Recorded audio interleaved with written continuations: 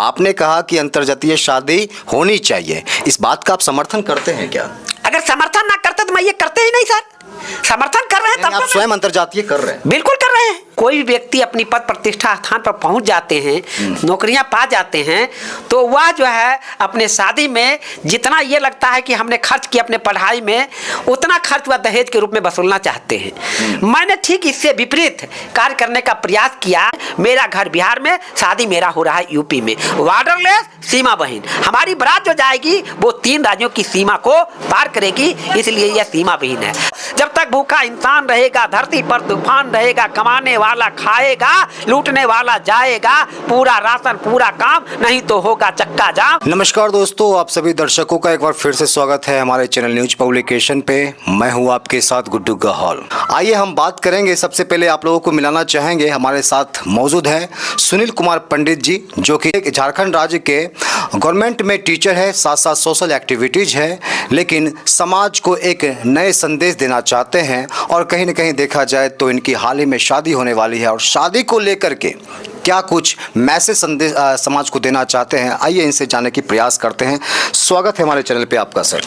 धन्यवाद सर, आपको भी आपके चैनल पर मुझे स्थान देने के लिए दिल की गहराइयों से, हृदय की गहराई से आपको धन्यवाद देना चाहता हूँ। सर, संदेश ये है कि अक्सर हम देखते हैं कि जब कोई व्यक्ति अपनी पद प्रतिष्ठा स्थान पर पहुंच जाते हैं, नौकरियां पा जाते हैं, तो वह जो है अपने शादी में जितना ये लगता है कि हमने खर्च किया अपने पढ़ाई में, उतना खर्च वह दहेज के रूप में वसूलना चाहते हैं। मैंने ठीक इससे विपरीत कार्य करने का प्रयास किया कि क्यों नहीं मैं जो है समाज को इस शादी के माध्यम से कुछ दे। क्योंकि लोग जब शादी करते हैं तो मोटी रकम लेते हैं, गाड़ियां खरीदते हैं, दिखावे के चीज खरीदते हैं, उससे समाज में क्या मैसेज जाता है? समाज को उससे क्या मिला? अपना पेट भर रहे हैं, कर रहे हैं दिखावे के लिए। लेकिन मैं उससे लीक से हटकर अपनी शादी के माध्यम से समाज को कुछ देने का प्रयास किया और अपनी शादी को एक अनोखी शादी बना रहे हैं। मेरी शादी का मूल जो थीम है वो है पर्यावरण बचाओ जीवन बचाओ। अर्थात जिस तरह आज जो है पृथ्वी से लगातार इंफ्रास्ट्रक्चर विकास के नाम पर पेड़ पौधे काटे जा रहे हैं, उससे कारण हमारी पृथ्वी आज जल रही है और ग्लोबल वार्मिंग लगातार बढ़ रही है। और पृथ्वी हमारी ये चेतावनी दे रही है कि अगर आप नहीं चेते तो जिस तरह मैं आज जल रहा हूं, एक दिन तुम भी जल के मर जाओगी इस राख में। तो इसके कारण मैं पर्यावरण अगर बचेगा तभी हमारा जीवन संभव होगा। सर, शादी हो रही है, फिर पर्यावरण को बचाने का जो आपके पास आइडिया आया है, ये कैसे हो पाएगा? जैसे आप शादी कर रहे हैं और शादी के दौरान आप पर्यावरण के बचाने का जो मैसेज देने की कोशिश कर रहे हैं, ये कैसे संभव हो पाएगा? संभव इसलिए हो पाएगा कि व्यक्ति अगर किसी को कुछ उपदेश देता है, उससे बढ़िया है कि खुद वह करके दिखाए। तो मैं एक शिक्षक होने के नाते अपने विद्यालय में यह कार्य करने का प्रयास किया। सबसे पहले मैं अपने जब विद्यालय गया तो वहाँ साफ सफाई पर बल दिए। इससे साफ सफाई पर बल देने के कारण ये हुआ कि कहा जाता है कि स्वच्छ वातावरण में ही स्वस्थ मन का विकास होता है, और स्वच्छ मन से ही स्वच्छ विचार का उत्पत्ति होती है, और स्वच्छ विचार ही एक अच्छे व्यक्तित्व का निर्माण करता है। तो वहां तो मैं शुरू किया, तो मुझको लगा कि ये खुद किए तो लोग आसपास के देखे, लेकिन अगर मैं अपने शादी से इसको जोड़ कर देखना चाहते हैं, करना चाहते हैं, तो और एक अच्छा समाज में मैसेज आएगा। इसी को लेकर मैंने अपने शादी कार्ड में इसका मेन थीम रखा है कि पर्यावरण बचाओ जीवन बचाओ। सर, आप झारखंड राज्य के गवर्नमेंट स्कूल में टीचर है, और साथ साथ आप बिहार राज्य के बेगूसराय जिले के रहने वाले हैं। लेकिन अगर हम देखें तो जैसे आप पर्यावरण की बात कर रहे हैं, आप एक शिक्षक हैं। एक शिक्षक का होता है ना कि कहीं न कहीं शिक्षक जैसे ही बनते हैं, लोग दहेज के रूप में भारी भरकम जो है रकम लेने की कोशिश करते हैं। किस तरह? देखिए सर, कि कहा जाता है कि अच्छा उपदेशक वो होता है जो खुद से करके दिखाता है। ठीक, तो मैंने ये सोचा कि लोग दहेज ले रहे हैं तब क्या हो रहा है, दहेज नहीं लेंगे तब क्या होगा। दोनों हम ये देख रहे हैं कि आज दहेज लेने के कारण ना जाने कितनी हमारी बहन की शादियां नहीं हो पाती है, कितनी बहन को जलाकर मार दिया जाता है, कितने दहेज के कारण लड़के आज जेल में बंद हो रहे हैं। तो क्यों नहीं ऐसा कुछ किया जाए कि जो है दहेज हम ना लें तो कितनी हमारी बहन की जिंदगी उजड़ने से बच जाएगा। उसकी शुरुआत तो कम से कम अपने से हम तो कर सकें। इसी के साथ अगर मैं ये कहता हूं कि हमारी जब बहन नहीं बचेगी, हमारी बेटी नहीं बचेगी, तो बहू कहां से आएगा? तो जब हम दहेज लेंगे तो फिर बेटियां जब जल के मर जाएगी तो बहू आई कहां से? तो इसलिए कम से कम दूसरे को कहने से अच्छा है कि मैं स्वयं से अपने उस करने का प्रयास किया। ऐसा नहीं है कि मैं ही ऐसा पहला व्यक्ति हूं कि मैं ही दहेज नहीं ले रहा हूं, हमसे पहले भी कोई ऐसा काम किया है, लेकिन उसका सारथी तो हम भी बन रहे हैं, हम भी उसका साथ तो कर रहे हैं। हम तो वो काम नहीं कर रहे कि जो व्यक्ति काम कर रहा है हम उसका विरोध तो नहीं कर रहे, हम उसका सहयोग बन रहे हैं। यानी कि जंगल में अगर आग लगा तो सारे बंदर सारे जानवर भाग गए, चिड़िया एक चोंच में पानी लेकर उसको जो है बुझा रही थी, तो सारे बंदर हाथ रहे थे तुम्हारे चोंच के चिड़िया पानी बुझ जाएगा एक बूंद पानी से। तो चिड़िया ने कहा सही बात बोल रहे हो कि एक बूंद से पानी तो ये जंगल की आग नहीं बुझेगी, लेकिन जंगल की आग बुझाने का इतिहास लिखा जाएगा तो मेरा भी इतिहास लिखा जाएगा कि मैंने जंगल बचाने में था और तुम जंगल में आग लगाने में था। तो मैं उन लोगों के साथ हूं जिन्होंने ये कार्यक्रम किए हैं कि जो दहेज ना लिए हो। यानी आप ये मानते हैं कि समाज में जो दहेज प्रथाएं हैं वो खत्म होनी चाहिए? बिल्कुल बिल्कुल होनी चाहिए, और यह तभी होगा जब हम कास्टलेस जाति विहीन शादी करेंगे और हर व्यक्ति जब अपने पैर पर खड़ा होगा, चाहे वो लड़का हो या लड़की हो, अपना जीवन साथी चुनने के लिए स्वतंत्र होंगे, तभी ये प्रथाएं खत्म होगी। आजकल के समय में क्या लगता है आपको कि कास्ट विहीन, जैसे आप बता रहे, कास्ट विहीन शादी संभव है? क्योंकि लोगों की जो मानसिकता बनी हुई है पिछले कई वर्षों से कहीं या पुराने जमाने से, ऐसे में कास्ट विहीन जैसे आप बात कर रहे कि अंतरजातीय शादी, तो क्या आप अंतरजातीय शादी कर रहे हैं क्या?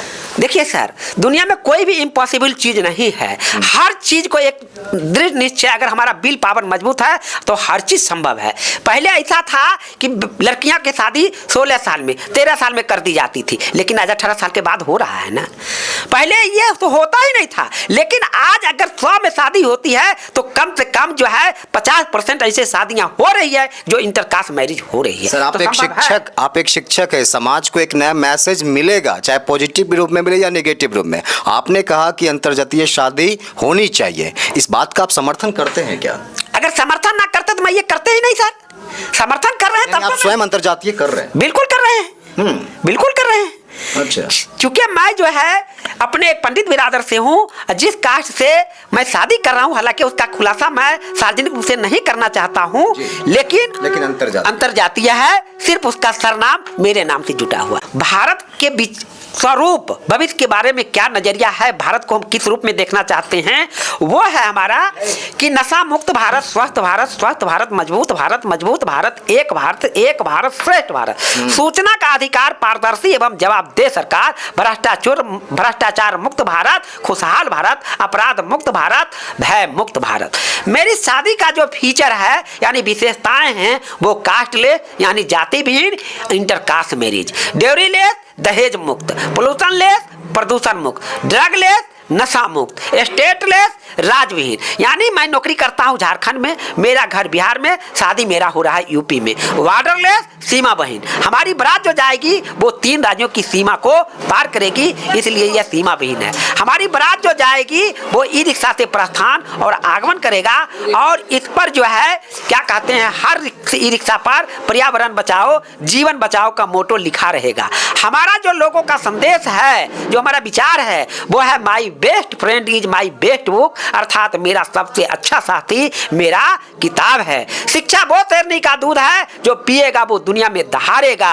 खुद में ऐसा करो कि दुनिया आपके जैसा करना चाहे, अर्थात मैं जो कर रहा हूं उससे अगर समाज में कुछ बदलाव होता है तो मैं समझूंगा अपने आप को मैंने कुछ किया। दूसरे को कहने से अच्छा है खुद करके दिखाना चाहिए। और चौथा, मैंने लोगों को अधिकार के प्रति सजग किया है कि पढ़ जाएगा तो बढ़ जाएगा, अधिकार चाहो तो लड़ना सीखो, कदम कदम पर अड़ना सीखो, जीना है तो मरना सीखो। जब तक भूखा इंसान रहेगा धरती पर तूफान रहेगा, कमाने वाला खाएगा लूटने वाला जाएगा, पूरा राशन पूरा काम, नहीं तो होगा चक्का जाम चक्का जाम। इसलिए कि लोग अपने हक और अधिकार की लड़ाई को लड़े। मैंने नोट में लिख दिया हूं कि सभी लोगों से नम्र निवेदन है कि बारात में किसी भी प्रकार का नशा का सेवन न करें, अन्यथा आगे की समस्त कार्रवाई की जिम्मेदारी आपकी होगी। अर्थात अगर कोई व्यक्ति इस तरह की दुष्प्रवास करते हैं तो उसका जिम्मेदार वो व्यक्ति स्वयं होगा। मेरे शादी कार्ड में जो है संविधान और भगवत गीता का है। अगर हमारी शादी टूट जाती है तो संविधान ही हमारी रक्षा करेगी, और भगवत गीता जो है हमें कर्म का धर्म देता है कि कर्म ही हमारी पूजा है, कर्म के बढ़ के दुनिया में कुछ नहीं है। इसलिए मैंने दोनों का फोटो लगाने का प्रयास किया हूँ। हमारी रिसेप्शन पार्टी जो होगी सर उसमें जो है भारत दर्शन होगा, अर्थात मैं संथाल परगना में जो है नौकरी करता हूँ, तो वहाँ के बच्चे, हमारे स्कूल के बच्चे आएंगे जो संथाली नृत्य दिखाएंगे। और मेरा मानना है कि पहली बार ऐसा कोई शिक्षक होगा कि अपने बच्चे को अपने रिसेप्शन पार्टी में जो है वो संथाली नृत्य दिखाएगा। दूसरा ये है कि नशा मुक्त, कन्या भ्रूण हत्या और दहेज प्रथा पर जो है हमारे बच्चे मंचन करके दिखाएंगे। इससे समाज पर क्या दुष्प्रभाव पड़ेगा। लोग अपनी शादी में ऑर्केस्ट्रा करके लाते हैं, डांस होता है, मैंने उसको बदलकर समाज को एक मैसेज देने का प्रयास किया अपनी शादी के माध्यम से।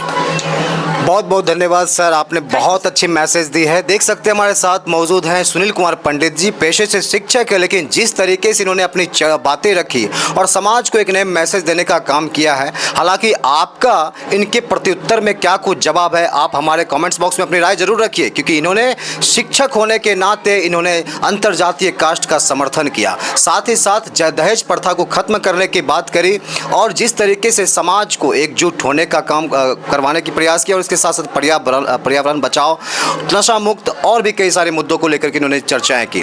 आपकी क्या कुछ राय है, हमारे कमेंट्स बॉक्स में अपनी राय को जरूर रखिए। फिलहाल के लिए काफ़ी है। बहुत बहुत धन्यवाद।